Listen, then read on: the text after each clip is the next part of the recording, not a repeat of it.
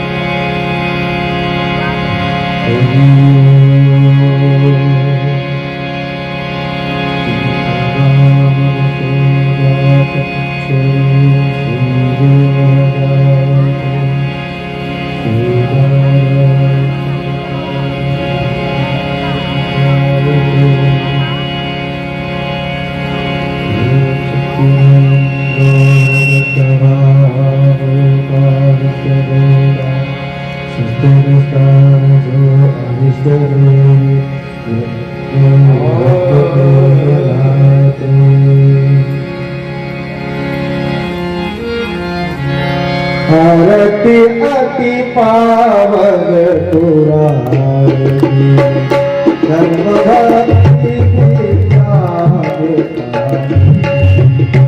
आरती अति पावन पुरानी धर्म भक्ति महापुराण भागवत निर्मल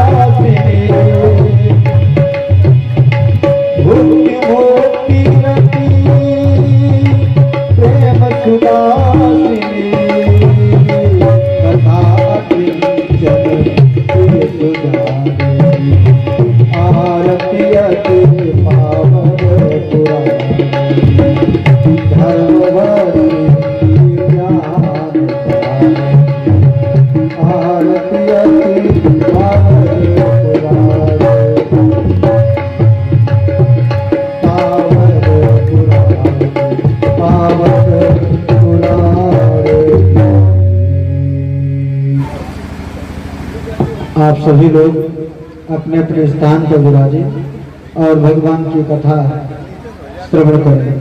हमारे महाराज श्री के मुखार से जय श्री राम, जय श्री राधे, जय श्री श्याम। भक्तजनों के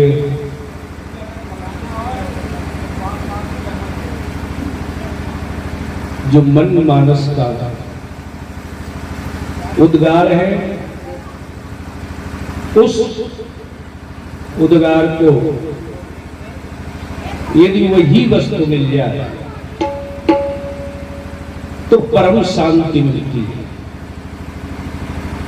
जैसा हमारा मन, यदि वही चीज मिल जाए तो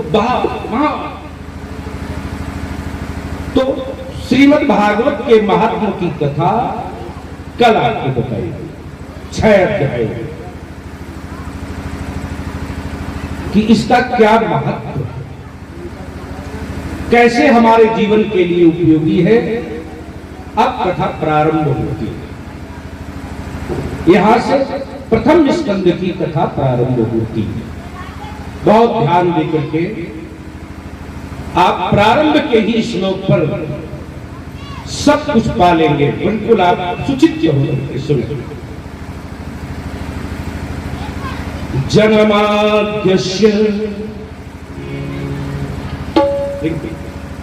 जन्माद्यस्य यतो अन्वयादितरतस्य चारथेषु भिज्ञास्वरात्। दूसरी पंक्ति इतनी सुंदर कही, तेने ब्रह्म हृदयादिक बजे मुह्यन्त शूरया। जगत पालक की प्रतिष्ठा उन्होंने की कि वो संसार का जो नियंता है,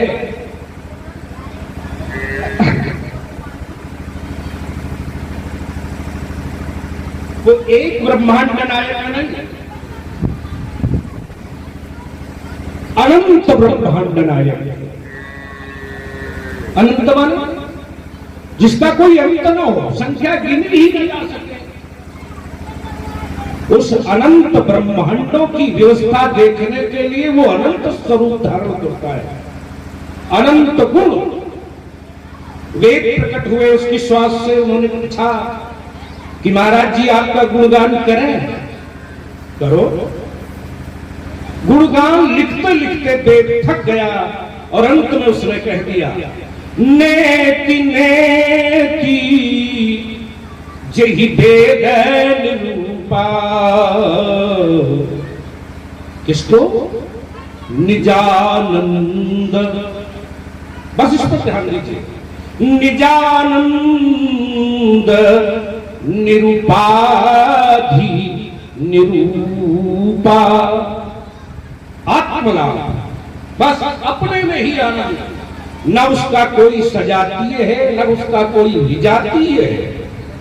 स्वगत भेद से भी जो शून्य है, उस परमात्मा के लिए बड़े बड़े विद्वानों ने भी प्रयास जब किया तो भागवतकार ने लिखा, तेरे ब्रह्म हृदयादिक बजे मुह्यन्त शूरया। बड़े बड़े विद्वान मोहित होते हैं उसके विषय में जानने के लिए, लेकिन क्या वो जाना नहीं जा सकता? जाना जा सकता, जानने में आता है। श्वेताश्वर महान मुनि हुए, उन्होंने कहा मैंने जाना। किसको? जिसे वेद नहीं जानते उसे तुमने कैसे जाना? बोले मैंने जाना। भाई उसको जानने के लिए उसकी ही बुद्धि, उसकी ही कृपा, उसका ही मन, उसकी ही दया जब आती है हृदय में, तब तेने ब्रह्म हृदयादिक बजे। उसी ने ब्रह्मा के हृदय में बैठ करके जब वेदों का ज्ञान दिया, तब ब्रह्मा ने जाना कि अरे वेद का ये मतलब है। वेद का मतलब ब्रह्मा भी नहीं जान पाया जब, तब भगवान ने बताया कि वेद का ये मतलब है। और जब जाने तब फिर तो मान ही जाता है, व्यक्ति जानता है। राम जी वाल्मीकि जी के यहाँ गए और उन्होंने पूछा कि महाराज जी मैं कहाँ रहूं? उनका अच्छा मुझसे पूछे, मुझसे पूछते हो। वो तो कभी कभी भक्तों के सामने भी अज्ञान बन करके प्रस्तुत होता है। राम जी ने पूछा कहाँ रहूं? तो उन्होंने पूछा कि हम आपसे पूछते हैं। पूछहु मोई कि रहूं कहाँ, और मैं पूछत सक जाऊं, और जहां न हो तहां देव कहे, और तुम्हें दिखाऊं ठाऊं। वही मैं दिखा दूं जहां तुम न हो, वो स्थान को दिखाओ प्रभु जहां तुम न हो, क्योंकि वो तो कण-कण में व्याप्त है, सर्वत्र व्याप्त है। उस सर्वव्यापक सर्वत्र व्यापक प्रभु के विषय में महाराज श्री ने जब ये पूछा तो भगवान निरुत्तर हो गए। लेकिन उन्होंने कहा राम स्वरूप तुम्हार आगम अगोचर बुद्धि पर, अविगत अकथय अनूप, और नेति नेति जहि निगम बद। अरे वेद भी नहीं जानते और आपके स्वरूप को जान कौन सकता है? लेकिन कहा तुरंत उन्होंने निर्णय भी दिया क्या कि सो जानई और जही देव जनाई, जानत तुम्हें हुई जाए। जिस पर वो कृपा कर दे और जिसको वो जना दे, बस फिर वो जानते ही उनका हो जाता है। किसको जनाया? सूरदास जी को जनाया। गड्ढे में गिरे हुए उबर नहीं पा रहे थे, पुकार ही रहे थे कि कोई आए, और वो आया। उसने हाथ डाल करके निकाला और फिर उनसे सूरदास जी ने कहा कहां जा रहे हो? पूछा क्यों? अरे बोले मैं तुम्हें जान गया हूं, तुम कौन हो? बोले अच्छा जान गए हो तब तो ठीक है, तो हाथ तो छोड़ो। कहा नहीं नहीं हाथ नहीं छोड़ेंगे। भगवान ने जबरदस्ती हाथ छुड़ा दिया, छोड़ा और चल दिए। तो सूरदास जी ने एक बात बढ़िया सुंदर सी कही कि बाह छुड़ाए जात हो, और निबल जान के मुंह, लेकिन हृदय ते जब जाओगे तो मर्द तो ये मर्द बदूंगो। जानने के लिए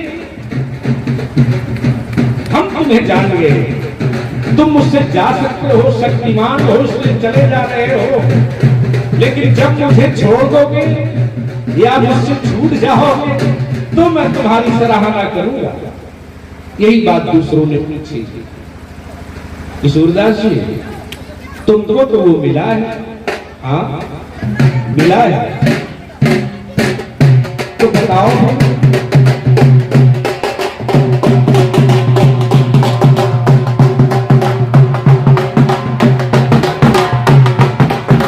थोड़ी देर के लिए हो जाए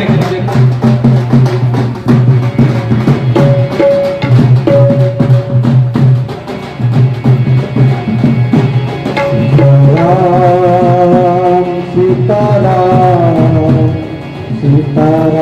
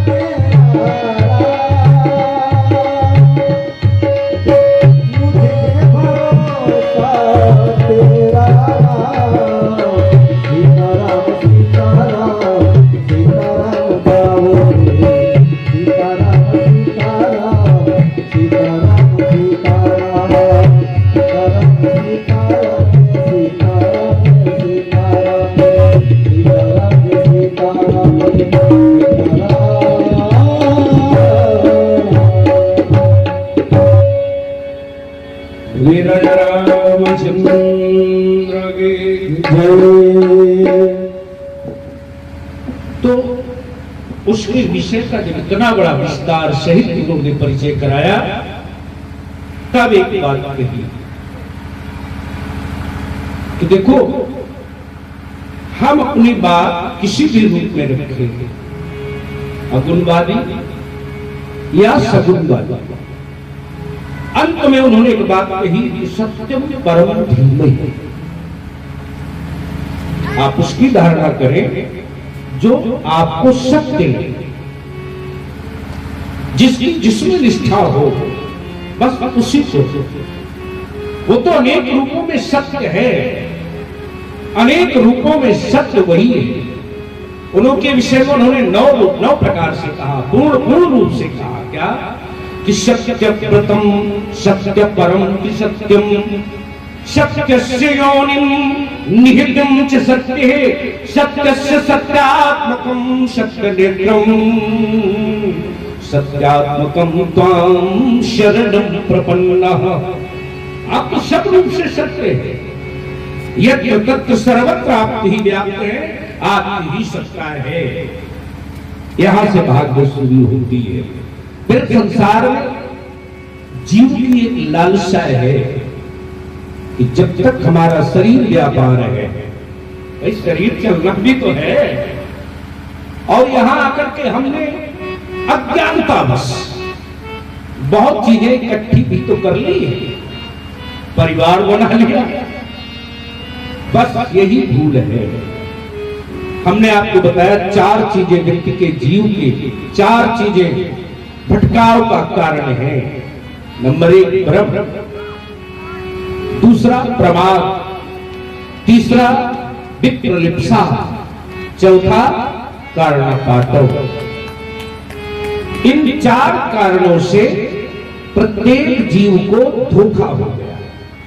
वो धोखे में एक गुरु के साथ में शिष्य गया पहली बार, उसमें जगत में एक मृत व्यक्ति को देखा। पूछा, गुरुजी आप तो कह रहे थे कि अमुक व्यक्ति के मरने पर चलना है, नाम लिया था आपने? बोले हाँ हाँ नाम लिया था। तो बोले ये तो लेटा है। अरे नहीं नहीं, ये तो उसका शरीर है, वो तो गया। अच्छा, यहां समझने की बात है कि जो शरीर वो नहीं है जो गया, आने वाला कोई दूसरा है, जाने वाला कोई दूसरा है। यहां जो शरीर धारण किया है ये कुछ दूसरा है। उनका ये क्या है? बोले ये मिट्टी है, इसकी मिट्टी में आए हैं। अच्छा, तो माने हम शरीर नहीं है, लेकिन मानव को, जीव को यही भ्रम हो गया कि हम शरीर हैं। कभी उसने नहीं झांका कि हम शरीर में हैं कहां। हाथ उठाओ तो हाथ तो मेरा है, मैं कहां हूं। पैर उठाओ तो पैर मेरा है, लेकिन वो ज्ञानी बहुत है, इस पर कभी विचार नहीं करता। लेकिन किसी भी व्यक्ति से आप पूछो तो कहता हम सब जानते हैं। कोई कोई तो ऐसे भी कह देता है कि हमें सिखा रहे हैं, हम सब जानते हैं। अच्छा, तुम अगर सब जानते हो तो तुम्हें ज्ञान हो गया होगा। क्या क्या ज्ञान हो गया होगा? कि हम बोल रहे हैं या कोई और बोल रहा है, ये ज्ञान तो हो गया होगा। अगर नहीं तो उनसे अगर हम पूछे, क्या बता तेरे मुख को, बता तेरे मुख को कौन खोलता है? तू बोलता है या मुख बोलता है?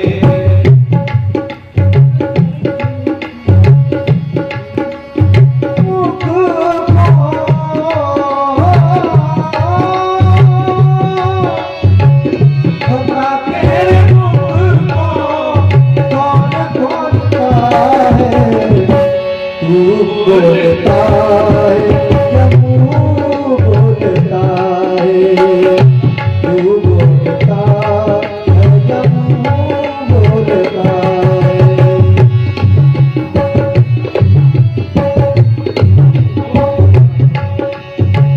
ये बैल की आवाज आती कहाँ से, ये बैल की आवाज आती कहाँ से, कौन है जो आती कहाँ से, कौन है वहाँ आती कहाँ से, कौन है वबारी आती जहाँ से, कौन है वबारी आती जहाँ से। बता तेरे मुख में, बता तेरे मुख में कौन बोलता है, तू बोलता है या तू बोलता है, तू बोलता है या तू बोलता है। पैर तुम खुद हो या पैर है तुम्हारे, पैर तुम खुद हो या पैर है तुम्हारे, पूछ पूछ करके ये तुम बता रहे, पूछ पूछ करके समझा दे प्यारे, पूछ पूछ करके समझा दे प्यारे। तू डोलता है, पैर डोलते हैं, तू डोलता है, तू बोलता है, तू बोलता है, तू बोलता है, तू बोलता है। बता तेरे मुख को, बता तेरे मुख को कौन बोलता है, तू बोलता है या तू बोलता है, तू बोलता तेरा मुँह बोलता है। देख ले तराजू लो हाथों में तेरे, देख ले तराजू जो हाथों में तेरे, देख ले तराजू जो हाथों में तेरे, सोच समझ कर प्यारे उत्तर तेरे, सोच समझ कर प्यारे, सोच समझ कर प्यारे उत्तर दे, सोच समझ कर प्यारे उत्तर दे। हाथ तोड़ते हैं या तू तोड़ता है, हाथ तोड़ते आया, तू तोड़ता है, तू बोलता है, तेरा मुँह बोलता है, तू बोलता है, तेरा मुँह बोलता है। बता तेरे, बता तेरे मुख को, बता तेरे मुख को कौन बोलता है, तू बोलता है, तेरा मुँह बोलता है, तू बोलता है, तेरा मुँह बोलता है, तेरा मुँह बोलता है, तेरा मुँह बोलता है। ये जब पता चल जाए कि अंदर कोई और बैठ करके मेरे शरीर की सत्ता को चलाता है, वही मैं। जातस्य ही ध्रुवो मृत्यु जन्म ध्रुवो मृतस्य च। आने जाने वाला तो कोई दूसरा है, इसलिए हमें एक प्रश्न करना चाहिए। क्या? कि संसार में रहकर के शरीर सुख के तो साधन बहुत जुटाए, रसना के लिए अच्छे अच्छे भोग, शरीर के लिए सुंदर सुंदर वस्त्र, नेत्रों के लिए सुंदर दृश्य की कामना, विषयों की तरफ तो मन गया। लेकिन एक संत की बात जो इस पुराण के माध्यम से आई वो परमहंस संहिता है। क्या? उसने पूछा, पुंसाम एकांततः, बहुत सुंदर बात सुनिए, पुंसाम एकांततः श्रेयस्तन्नाः संसुतमर्हसि। अंततः आप दीजिए जिससे मेरा कल्याण हो जाए, जो मेरी समझ में आ जाए वो बता दो। बस यहां से भागवत शुरू होती है, जहां से आपका कल्याण शुरू होता है। समझने की बात आप समझिए। महाराज श्री कहते हैं कि जहां से श्रीमद् भागवत प्रारंभ होती है, ध्यान से समझिए, जहां से श्रीमद् भागवत प्रारंभ होती है वहां पर महाभारत का अंत है। जगत में प्रत्येक प्राणी के जीवन में बड़ी महाभारत है, वो महाभारत मिट जाए बस समझ लो श्रीमद् भागवत शुरू हो गई। और अंत में आप देखेंगे जहां पर श्रीमद् भागवत खत्म होती है वहीं से महाभारत प्रारंभ होती है। जब आप भागवत में ही होंगे, जब आप ईश्वर की शरण में नहीं होंगे, जब आपको संस्कार नहीं दिए जाएंगे, तब महाभारत प्रारंभ हो जाएगी। पुत्र से सिद्धांत नहीं मिलता, पुत्री अनपेक्षित दिशा की ओर चली जाए, स्त्री की अनपेक्षित आकांक्षाएं हो जाए, बस बिखराव आता है। श्रीमद् भागवत कहती है भगवान शिव के परिवार पर जाइए, देखिए, ध्यान दीजिए, सब अलग अलग आकृति के, गणेश जी हाथी की सूंड लगाए, भीम लगाए,